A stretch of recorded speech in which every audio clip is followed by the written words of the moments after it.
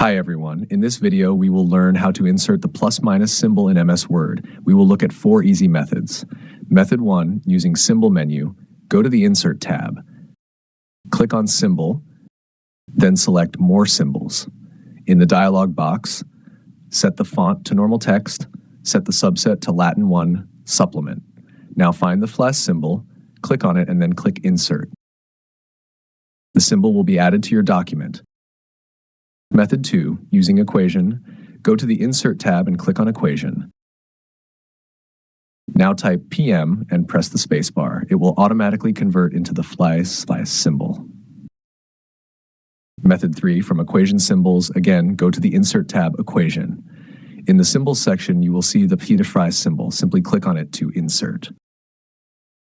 Method 4, using Unicode shortcut, type 00B1 on your keyboard. Then press Alt-X. It will instantly convert into the SPICE symbol. To learn more useful Word tutorials, watch my other videos. Thanks for watching and subscribe.